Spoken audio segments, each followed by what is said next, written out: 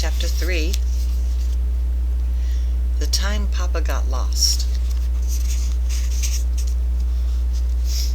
When school starts, a fella always feels as if the summer vacation will never come. He starts by counting the months until the Christmas holidays. Then he starts counting the weeks until May. Then he starts counting the days, and each day seems as long as those months before the Christmas holiday. But there was one good thing about the sun that parents and teachers can't do a darn thing about. It comes up every morning and it sets every night. Nobody can stop that wonderful last day of school from coming around at last. Tom graduated from the 6th grade. I graduated from 4th grade. I guess Mr. Standish thought he was the greatest teacher in the world when he announced that he would start Dottie in the 3rd grade next fall. Mr. Standish had to teach all 6 grades, and I doubt if Dottie would ever have made it if it hadn't been for Tom tutoring her. She learned more from Tom during a half an hour in the evening than she learned in school all day. But Tom seemed satisfied to let the teacher take all the credit. He had his dollar. Dottie had turned into a real girl, except when it came to writing star, and she made friends with girls her age even though they weren't in the same grade. I guess she made friends so easily because she was a sort of celebrity. She was the only girl in town who'd whipped a bigger boy than her in a fair and square fight. The dresses Mama made for Dottie made her one of the best dressed girls in town, and she learned how to play jacks, hopscotch, jump the rope, and even to play with dolls. 2 days after our school let out, Sven came home from the Catholic Academy. I was never so disappointed in my life. He sure had changed since Christmas. He was wearing long trousers with the suit Mama had sent him for Easter, and he started off by calling Papa Dad and Mama Mom. That was all right with me because it didn't seem to bother our parents. But when he started calling Tom and me Old Man instead of by our initials, well, that was going too far. Tom and I were trying to be nice to him on his first evening at home. "You can ride my bike wherever you want," Tom said generously. "Thanks, old man, but that's kid stuff," Sven said. "You want to see my jumping frog?" I asked. "Thanks, old man, but that's kid stuff," Sven said. That got me. "I'm not an old man," I said. "I'm just a kid." "That's an expression us city folks use," Sven said with a laugh. Papa, Mama, and Aunt Bertha began to laugh too. I knew right then I'd have to put up with Sven calling me old man all summer.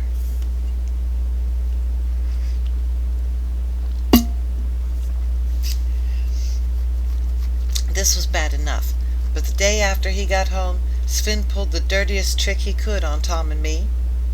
He started going with a girl. And of all the girls he had to pick, it was that stuck-up Marie Vincent. If ever a fellow liked disowning a brother, it was me. All I heard from my friends was, "Sven's got a girl, Sven's got a girl." If Sven wanted to disgrace me and Tom, why couldn't he have kicked a dog, or beat up an old lady, or something not as bad as going with a girl? A few days after Sven had arrived, Papa told us we would leave on Monday for our annual camping trip. At least for a week, I'd get out of town, where I was now known along with Tom as the kids who had a brother who was going with a girl. Papa announced the trip on Saturday during supper. "I've closed the Advocate for a week," he said. "We will leave early Monday morning." "Where are we going this year?" Tom asked eagerly. "Why not up to Beaver Canyon, where we went last year?" Papa asked. Why not up Beaver Canyon, where we went last year?" Papa asked. "The fishing was excellent, and the hunting was very good." We left Aidenville early Monday morning. Tom and I rode on the seat of the buckboard with Papa, who was driving our team, Bess and Dick. Oh, where was I? Yeah. We had all our supplies and tent securely fastened to the bed of the buckboard in back of the seat. Sven rode Dusty. We traveled a logging road along the foothills of the Wasatch range of mountains until we came to the mouth of Beaver Canyon. The canyon got its name from the beaver dams at the head of the river that flowed down the canyon. We watered the horses and then ate the lunch Mama had prepared for us. I stuffed myself on the fried chicken, hard-boiled eggs, bread and butter sandwiches, cake and pie that Mama had put in the cardboard shoebox. I knew from experience this would be our last bite of good cooking until we returned home. When we had eaten all we could, Papa stood up and patted his stomach.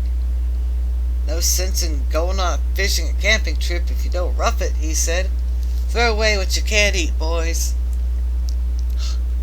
The only food Papa allowed us to keep was flour, salt and pepper, a sack of potatoes, bacon, a case of pork and beans, and a small sack of onions, sugar, coffee, cans of condensed milk, and a small sack of dried beans.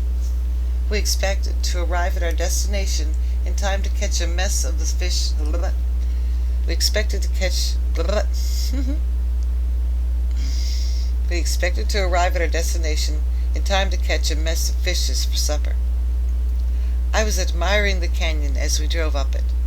Pine and cedar trees were intermingled with aspens and cottonwoods. Some of the trees were growing up out of the cracks and cliffs and ledges. There were wild flowers. All of them had a great smell that we never got in town. Blue jays crawled at us, and we could hear mountain canaries singing. Papa seemed much more concerned about the road. "Well, this road looks well traveled compared with that.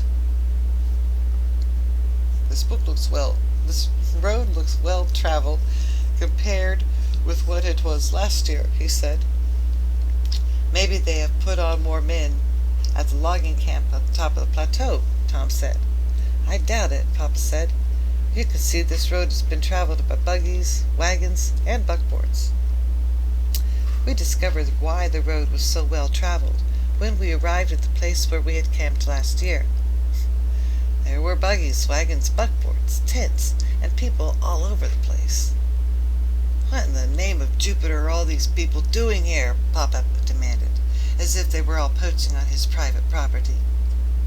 "With all the places here to fish in Utah, why did everybody who owns a fishing pole suddenly decide this was the particular place to be?" It wasn't hard for a fellow with a little brain like me to figure out. The year before, we'd brought home about 4 dozen beautiful rainbow and German brown trout packed in wet mud and grass. Papa had insisted we lay them out on our front lawn to wash off the mud and grass with a hose. The big crowd gathered on the sidewalk in front of our home. I remember how Papa told them about his perfect place to fish in Beaver Canyon. Tom and I had been thinking the same thing. "Maybe you shouldn't have told so many people about this place last year," he said. "Well, you would think people would have the decency to respect a man's private fishing and camping ground," Papa said. Papa could certainly exaggerate. It was a public land, and all those people had as much right to be there as we did. We found a place to camp and pitched our tent. Then we went fishing, but the water was muddy from the rainstorm further up the canyon. We didn't even get a bite. We ate a supper of cold pork and beans out of cans, and sourdough biscuits we baked in our Dutch oven. "The stream is all fished out," Papa said as we finished eating. "That settles it. We'll leave in the morning, and we'll find a place to fish and hunt where no white man has ever been."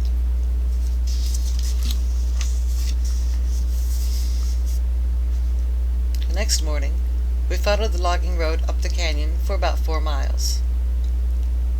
There was a road branched off to the left up Beaver Canyon, and there was another canyon to the right. I thought Papa had suddenly gone crazy when he turned the team to the right and started up a dry creek bed. Sven rode Dusty to the side of the buckboard. "Where are we going?" he asked. There isn't even a road or a trail." "Exactly," Papa said smugly. "Where there is no road or trail, there will be no people." Even Tom, with his great brain, was impressed by Papa's daring when he leaned back and looked up at the towering sides of the canyon. "Are you going to try and cross the mountains?" he asked. Papa at that moment must have fancied himself another Jedediah Smith, the Yankee Methodist preacher who had explored most of the Utah territory with a Bible in one hand and a rifle in the other. "We'll find ourselves a virgin stream and valley on the other side," Papa said confidently. Tom jumped down from the buckboard. "I think I'll walk," he said. "Make it easier on the team." Papa started up the dry creek bed, with Sven in the lead acting as a scout. I turned around to make sure Tom was following us. I was surprised to see him carving something on a tree where we had turned off the road. I was even more surprised as I watched him gather some rocks and lay them on the bank of the dry creek bed. We continued up the canyon, with Tom lagging behind. The only time Tom caught up to us was when Papa stopped so that we could roll boulders and logs out of the way of the buckboard. The big logs and boulders that were too heavy for Swin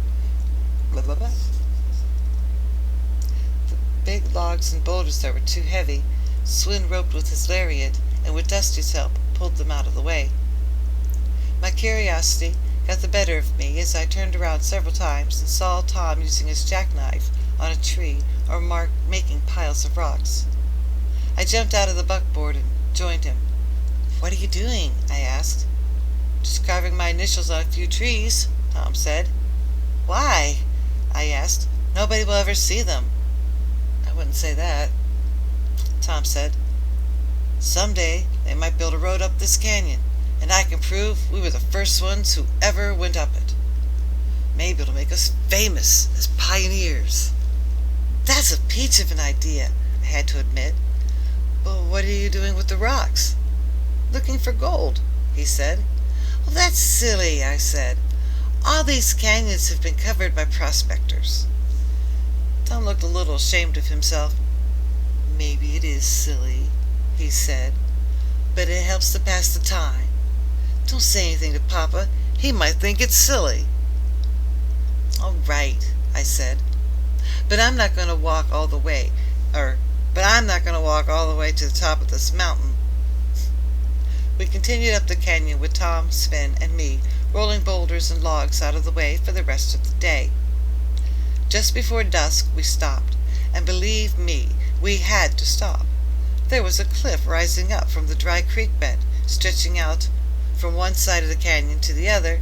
It must have been 30 feet high.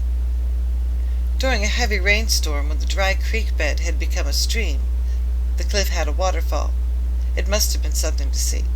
But right now, all it meant to me was that we had to turn around and go back.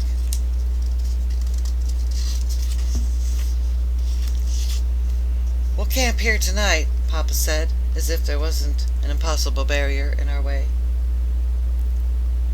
We couldn't find a spring, so Swin rationed the water in a small water barrel tied to our buckboard. We ate mulligan stew made from sliced potatoes, onions, and pieces of bacon, all boiled in water in a big frying pan, and some more sourdough biscuits with honey.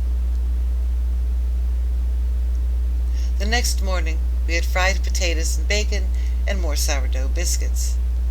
Papa studied both sides of the canyon. "We'll go up the left side," he said. Swin looked up at the steep slope of the canyon. "That is impossible," he said. "The buckboard will tip over." "No, it won't," Papa said. You'll tie one end of your lariat under the buckboard seat to the clamp that holds the seat in place. You will snag the other end of your lariat to the pommel of your saddle and make certain that the cinch on your saddle is good and tight. You'll ride Dusty upslope from me opposite of the buckboard about 50 feet. The Mustang will prevent the buckboard from tipping over." "But all our supplies will fall out of the buckboard," Swin protested. Nonsense, Papa said. We'll cover our supplies with the tent and tie the stake ropes on the tent underneath the buckboard. Papa took a deep breath. I'm enjoying teaching you boys how to rough it. It is a trick used by early pioneers to bypass such obstacles as this cliff when they had no roads. Ow, my foot is gone numb. When everything was in the ready, we had to go back about half a mile so the pool wouldn't be too steep for the team. Papa hadn't gone more than 20 yards when the slope of the canyon became so steep the buckboard was riding on 2 wheels.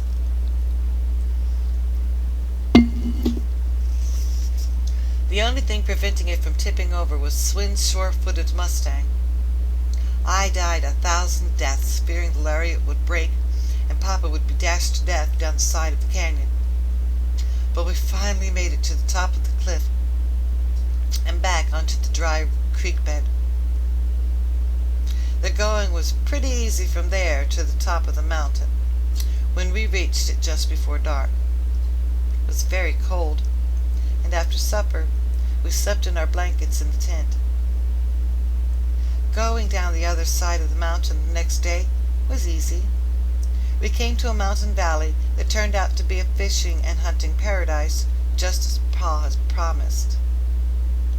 There was a sparkling stream filled with trout. Small game was plentiful. We remained in our mountain paradise for 4 days. We dined on quail, pheasant, sage hens, rabbits, and wild turkeys, as well as rainbow trout. Everything was perfect until the time came to leave for home.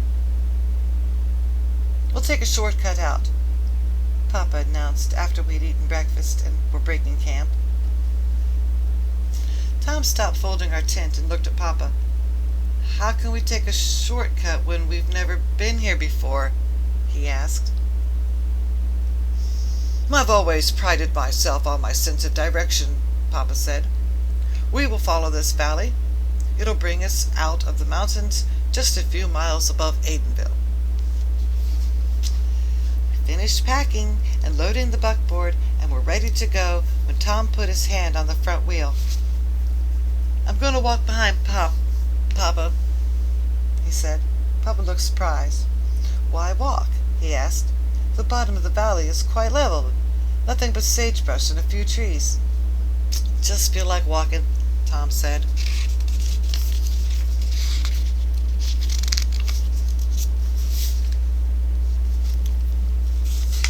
Let's see. Yep. Just before we stopped to camp for the night, the stream turned to a canyon on the left. There was another canyon to the right. Papa said we'd take the canyon to the right the next morning. But Dad, Swin protested. What will we do for water? There are plenty of springs in these mountains, Papa said. We must take the canyon to the right because Aidenville lies in that direction. Well, all I can say is that Papa was right about one thing. There were springs in those mountains with enough water for us and the horses, but it sure wasn't the way to Aidenville. The canyon to the right came to a fork of 2 more canyons. We took the one to the right and ended up in a blind canyon. We came back and took the other canyon and again ended up in a fork.